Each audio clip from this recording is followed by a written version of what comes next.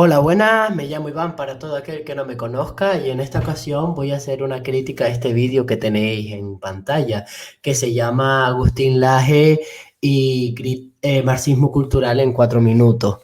Pues bueno, voy a rebatirlo, no me he visto el vídeo todavía, lo voy a hacer totalmente en directo, es decir, lo voy a ver con ustedes. Entonces, pues vamos a ver qué nos cuenta y vamos a ir refutándolo poco a poco. Así que venga, comencemos. Muchos podrán pensar que hablar de marxismo en pleno siglo XXI es un anacronismo.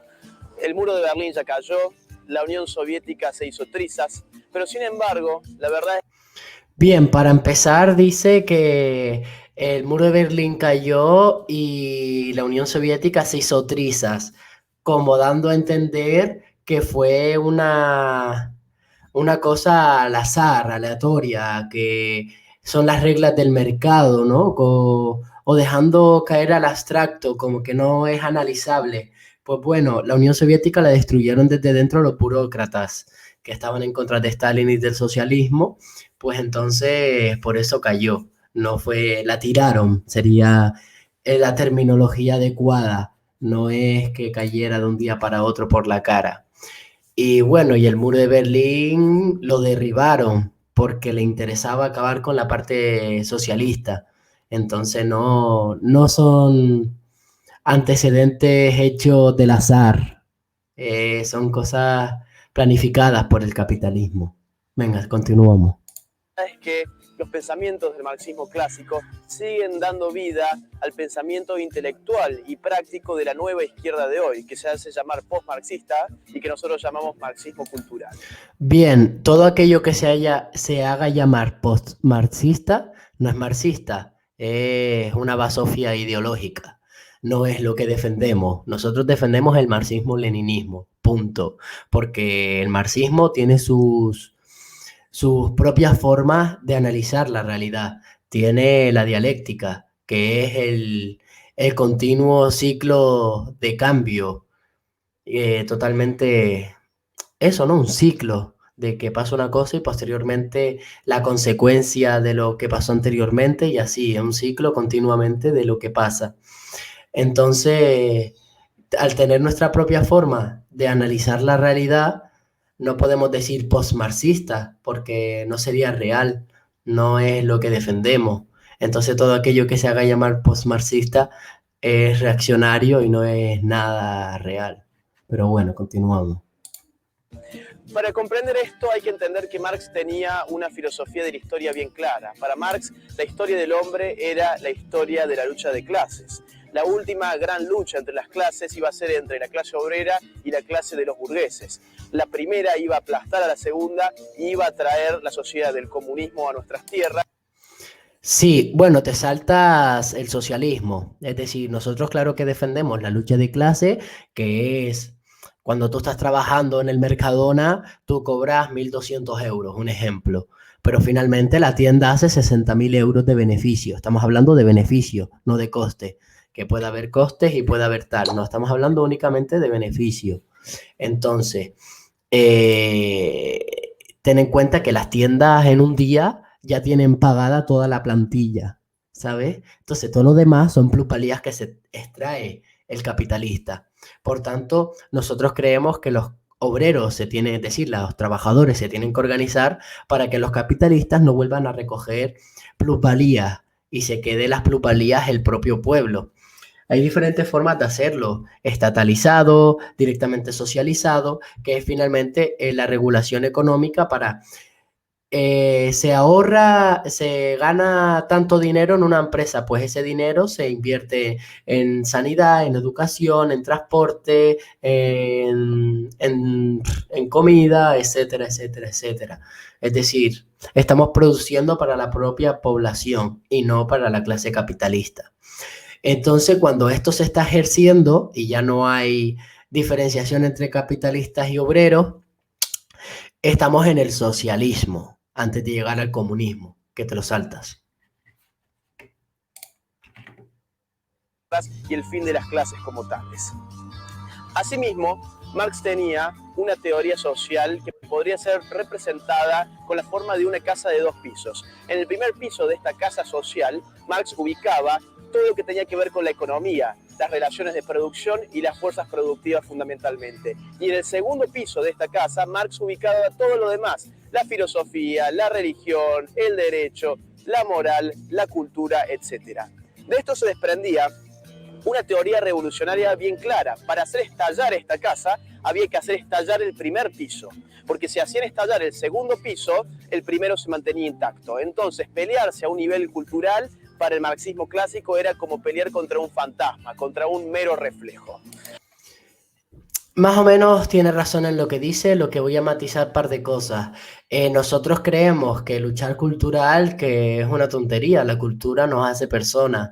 Hay que matizar la cultura, por supuesto, acabar con las opresiones, por ejemplo, la opresión a la mujer, la opresión a los negros, la opresión a los homosexuales. Son cosas culturales que hay que mejorar, pero cambiar la cultura como tal, no, a lo mejor quitar los toros, hacer parte de cosas, pero nuestra cultura, nuestras paellas, nuestros mojos, nuestros papas, nuestro gofio, ¿sabes? Yo como hablo de mi cultura canaria, pues eso jamás lo voy a querer romper, ¿no? Pero la cultura patriarcal existente debido a las ciudadanías anteriores que nos quedan todavía los resquicios patriarcales, pues por supuesto que hay que acabar con ella.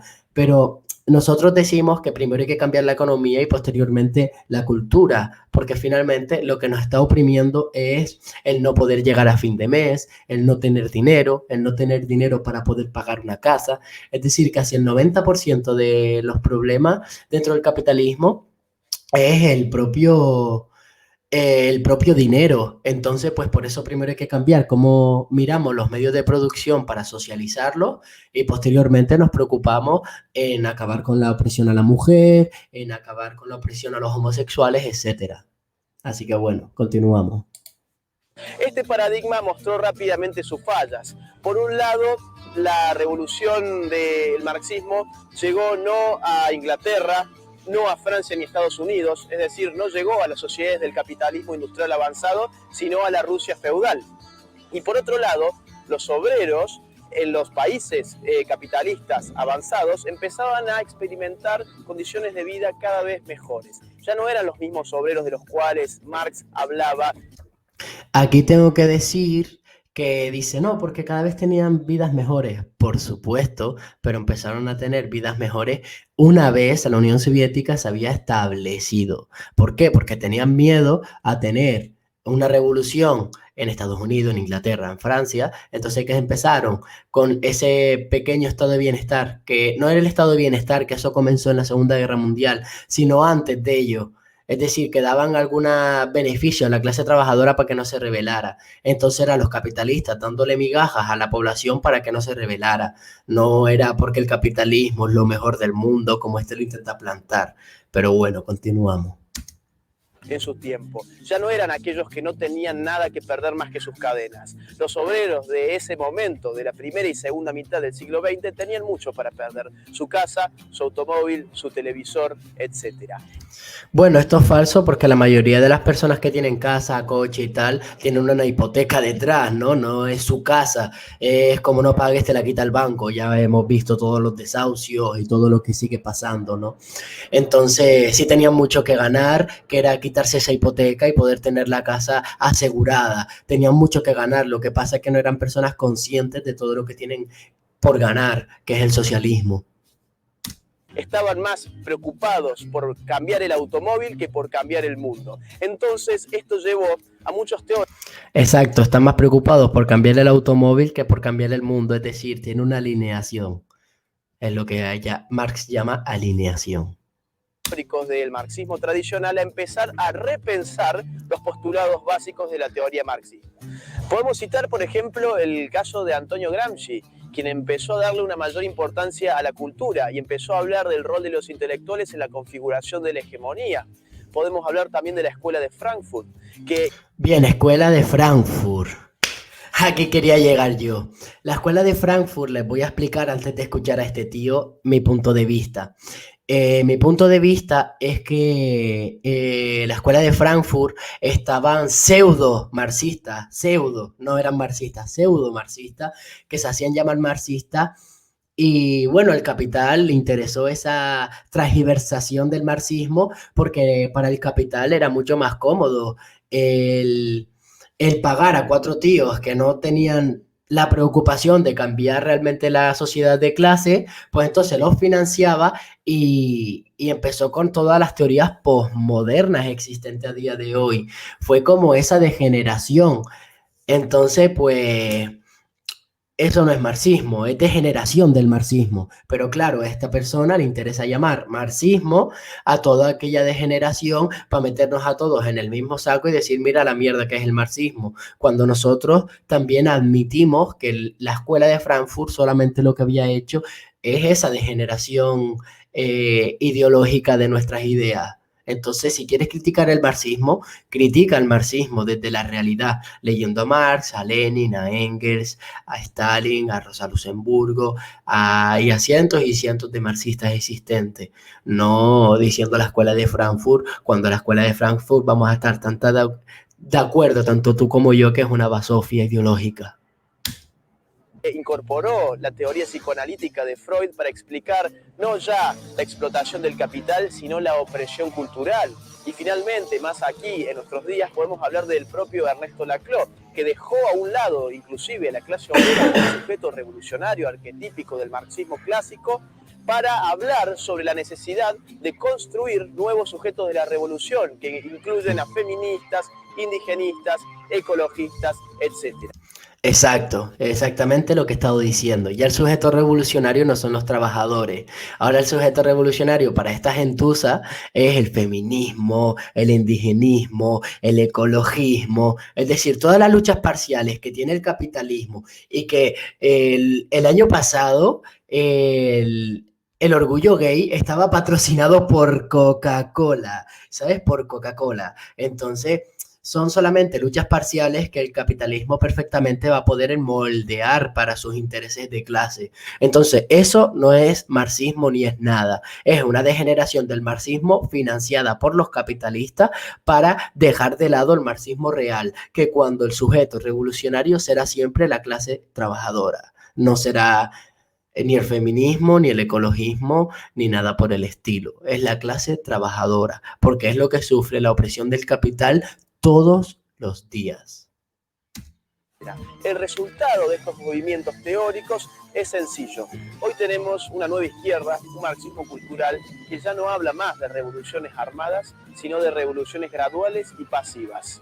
Que ya no habla más de lucha de clases, sino de luchas culturales. Y que ya no intenta expropiar los medios de producción, sino que busca expropiar la cosmovisión del hombre.